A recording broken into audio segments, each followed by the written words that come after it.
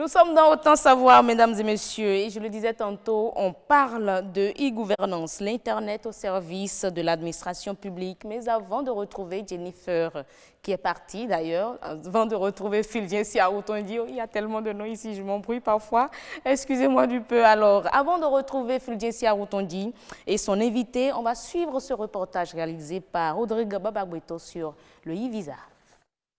L'outil est vraiment un bon outil et facilement accessible. Et pour preuve, le nombre de bénéficiaires du visa en ligne ne cesse de croître.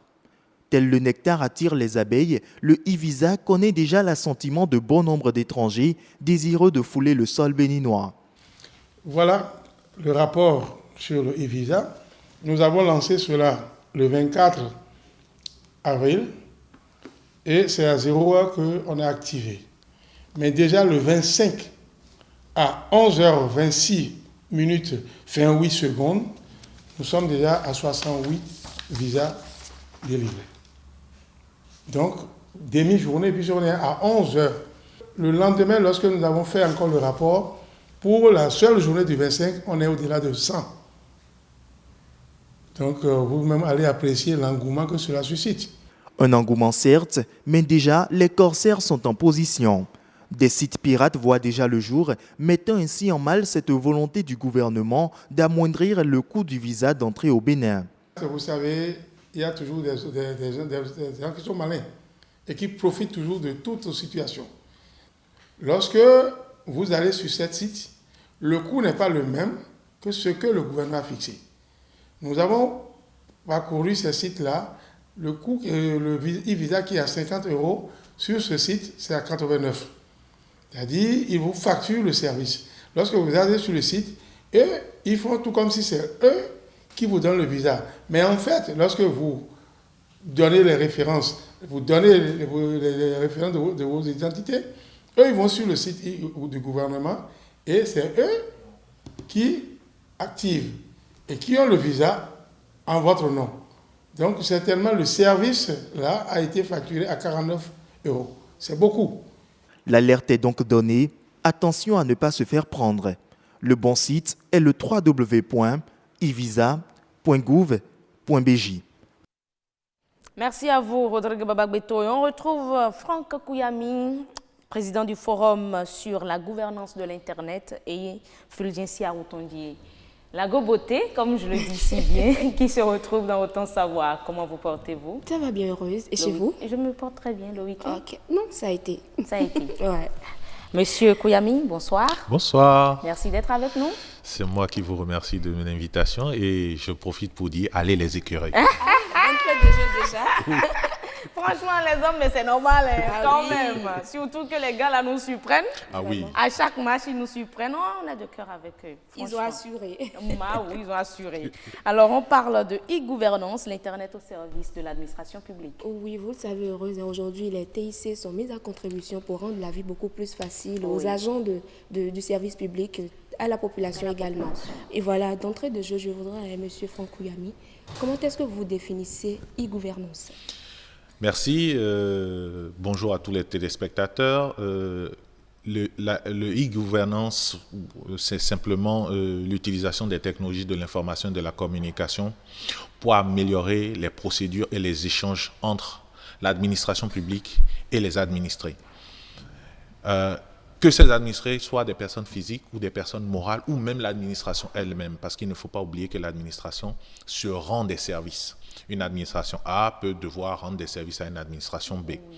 Il s'agit également d'améliorer les procédures et les communications, soit vers l'extérieur, donc ce qu'on appelle le front office, soit à l'intérieur même des administrations, donc ce qu'on appelle le back office, donc les traitements, les procédures de traitement des requêtes, des demandes qui sont faites à l'administration concernée. Et l'ensemble des services de l'administration publique est concerné par l'e-gouvernance. Et au Bénin, le projet e-gouvernance est une des composantes du projet e-gouvernement qui comprend l'e-administration et l'e-gouvernance.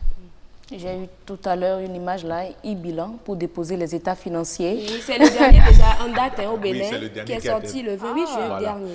qui a été lancé par la Direction générale des impôts, qui s'adresse principalement aux petites et moyennes entreprises et qui met à leur disposition une plateforme sur laquelle ils peuvent déposer leur bilan financier et contacter des experts pour la certification de ces bilans, et qui va permettre à des experts aussi de se mettre en contact avec l'administration et avec les entreprises qui déposent des bilans, et également qui va permettre au service des impôts et puis du ministère des Finances de façon générale de disposer en même temps de données factuelles très facilement exploitables et réorganisables pour répondre aux différentes demandes d'informations de la BCAO, de la Banque mondiale, ainsi de suite. Voilà. Donc, il faut dire déjà que l'e-gouvernance vient résoudre beaucoup de problèmes déjà qui étaient au sein de l'administration. Oui, mais ce n'est pas le but premier de l'e-gouvernance. L'e-gouvernance, en fait, c'est améliorer les choses, simplifier les procédures. On ne fait pas de l'e-gouvernance, par exemple, en calquant le fonctionnement des outils sur les fonctionnements classiques. Parce que l'e-gouvernance suppose aussi un audit, une lecture intelligente des procédures pour éliminer tous les éléments superflus qui rallongent la procédure, qui la rendent plus lourde, moins efficace et moins efficiente. Donc on ne va pas reprendre la procédure physique, par exemple, et la remettre directement au sein de l'application, de la plateforme qui permet de rendre le service de gouvernance. On va analyser la procédure existante pour voir quelles sont les différentes étapes, par exemple, qui sont tout à fait inutiles ou qui ne sont justifiées parce qu'on est dans un monde réel et on fournit des informations physiques sous forme physique, donc du papier, par exemple, et qui sont par exemple totalement superflues quand on a affaire à du contenu électronique, par exemple. Quand vous faites votre déclaration en ligne, pour vous donner un exemple, et quand l'État vous a donné un identifiant unique qui permet de vous identifier au sein de la population béninoise, vous n'avez plus besoin de fournir acte de naissance, jugement supplétif, souche, ainsi de suite, pour demander une pièce administrative, par exemple. Parce que quelque part, au sein de l'ensemble du système d'information de l'État, il y a une base qui contient la correspondance entre cet identifiant unique que vous présentez en tant qu'administré et les autres informations. Et c'est cette base-là qui certifie que vous êtes bien celui que vous prétendez être. Alors, quelles sont les différentes phases de l'e-gouvernance? Alors, globalement, on peut en compter 5. Déjà, l'étape 0 où on n'a rien, on est encore sur les modèles de fonctionnement classiques. Ensuite, on va donner à l'étape 1 la possibilité aux usagers, qu'ils soient externes ou internes, de télécharger des formulaires, de les remplir et ensuite d'aller les déposer. Une troisième étape plutôt où le dépôt même de ce formulaire va se faire en ligne. Ensuite, une quatrième étape où l'ensemble des échanges se passe directement sur une plateforme. Et une cinquième étape, l'étape absolue, l'étape finale, on espère, où vous n'avez même plus besoin, théoriquement, de saisir d'informations. On en est où, là? Au Bénin, nous sommes à quel niveau? Alors, le Bénin, j'avais parlé du programme e-gouvernement qui comprend 2 volets. Le programme e-administration qui est vraiment spécifique à l'administration publique, au service de l'administration publique et au bénéfice de l'administration publique. Il vise en fait à améliorer et renforcer les compétences des fonctionnaires, donc des travailleurs au sein de cette administration, dans l'utilisation des outils numériques, et ensuite la mutualisation de l'ensemble des initiatives en matière de gouvernance au service de l'administration et au profit de l'administration. C'est une plateforme unique, l'intranet gouvernemental. Et ensuite, on a le programme e-gouvernance qui vise en fait à simplifier, améliorer, optimiser les procédures et les méthodes de communication entre l'administration publique et les administrés, donc les personnes physiques et les personnes morales, les entreprises, les institutions, les ONG, ainsi de suite. Et ensuite, également, à dématérialiser les échanges entre ces administrés et l'administration publique. Donc, lancement de plateformes publiques qui permettent de demander un visa en ligne, qui permettent de déposer un bilan en ligne, qui permettent de faire une demande de passeport, par exemple, directement en ligne. Mais il y a aussi des difficultés qui se font remarquer déjà, des fraudeurs qui essaient de créer déjà un autre site. Qu'est-ce qui est fait aujourd'hui? Aujourd'hui, l'une des pistes qui sont utilisées au Bénin, c'est bien sûr la certification, c'est-à-dire le fait de dire de désigner des autorités de confiance crédibles pour rendre ces services et administrations. Donc, on va proposer des plateformes avec un design unique correspondant à la charte graphique de l'ensemble des services gouvernementaux. On va communiquer sur ces plateformes, on va informer les usagers de l'existence de cette plateforme, mais également de l'existence de ces plateformes pirates non officielles, en attirant l'attention des utilisateurs sur les dangers qu'il y a à utiliser cette plateforme non officielle. Donc, une politique de communication, une politique d'information, de sensibilisation sur les dangers liés à l'utilisation de cette plateforme. Donc, les dangers sont nombreux, les risques liés aux données privées qu'on expose sur ces plateformes. Je me rappelle, mais je ne vous arrête pas, il y a eu une information qui a circulé sur les réseaux sociaux, que ceux qui ont travaillé jusqu'à une année donnée n'ont qu'à cliquer sur ce lien pour gagner 2 millions ou combien. Même moi-même, j'ai cliqué. Mais je me dis, je me suis fait prendre quoi.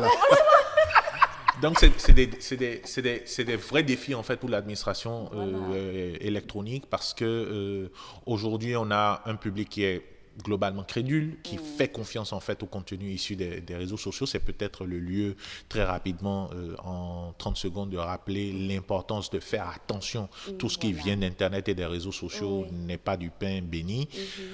Il y a beaucoup d'arnaqueurs, de personnes de peu de moralité, de faible moralité, de peu de foi, d'individus aux motivations pas toutes positives, on va le dire comme ça, qui sont sur ces réseaux et qui essaient vraiment de profiter des opportunités, des lancements de pareils services pour pousser des services leur permettant de commettre des méfaits. Mais est-ce que, je me demande bien, numériser l'administration publique, ce n'est pas fragiliser tout un gouvernement? Parce que là, franchement, toutes les données sont là-bas. Stockées, voilà. Alors, oui, et c'est pour ça que dans tous les programmes d'administration, de digitalisation de l'administration, d'e-gouvernement, d'e-gouvernance et d'e-administration, le volet sécurité, c'est un volet très important. Au Bénin, nous avons globalement 2 grandes agences qui s'occupent de ce volet-là et qui suivent ce point précis pour tout l'ensemble des projets. Déjà, il faut dire qu'au sein de l'administration publique, il y a une agence principale qui s'appelle l'ACI, qui est en charge de superviser l'ensemble des projets e-administration, e-gouvernance de l'État. Ça permet quand même d'avoir un interlocuteur unique qui regarde un peu que les choses sont faites dans les normes, qu'il y a des procédures communes, qu'il y a une garantie d'interopérabilité, parce qu'il y a un risque, c'est que chacun développant son produit e-service, e-gouvernement ou e-administration, s'il n'y a pas une norme commune derrière, des règles communes, eh bien, après, il faut bien que l'administration 1 échange des informations avec l'administration 2. Et si on n'a pas ces règles communes, eh bien, on se retrouve encore avec un truc qui est complètement granularisé et ça pose des problèmes. Mais Franck Akuyami, on se demande si les emplois ne sont pas menacés. Non. Alors, il faut se souvenir qu'au Bénin, taux de pénétration du mobile, il paraît qu'il y a 80% de la population qui a un téléphone mobile, mais seulement 30% qui ont Internet. Ça veut dire qu'il y a 70% des personnes qui n'ont pas accès à Internet. Donc, ces personnes ont toujours besoin d'aller vers des procédures classiques. Deuxième chose, ces plateformes sont développées principalement pour des personnes qui savent lire et écrire. Le français au moins, l'anglais dans le meilleur des cas. Donc, des personnes qui sont alphabétisées et qui vous souviennent que la majorité de la population béninoise est analphabète. Et donc, même si les efforts conséquents ont été consentis par les gouvernements successifs en termes d'alphabétisation, on a quand même une frange importante de la population qui ne peut pas être adressée via ces outils-là aujourd'hui. Et donc, ces personnes ont toujours besoin d'aller à un guichet d'administration publique et afin d'obtenir les services dont ils ont besoin. Donc pour l'instant, pas de risque encore en tant que tel. Pas maintenant et pas à l'avenir, disons dans les 15-20 ans. Parce que justement, il faut dire aussi que les agents aujourd'hui qui sont libérés parce qu'il y a une plateforme d'e-administration ne sont pas complètement libérés. Il faut toujours faire des contrôles. Il faut toujours s'assurer que les informations fournies sont correctes. Il faut toujours faire des traitements derrière et ces agents sont redéployés à des tâches ayant une plus forte valeur ajoutée pour l'administration publique plutôt que des tâches de guichet simple. Voilà. D'accord. Merci beaucoup, Monsieur Franck Kouyomi. Lorsqu'on parle de e-gouvernance, il y a assez de choses. On aura le temps d'y revenir. Merci. Merci. Ce qui est déjà bien, c'est qu'on a tout un ministère qui soit consacré au numérique. C'est déjà très important. Franck Kouyomi, merci. Bonne soirée. C'est moi qui vous remercie. Excellente soirée et allez les écureuils. Toujours, hein? Toujours. On a commencé par là et puis on referme finit la par rubrique là. par là. Allez les écureuils.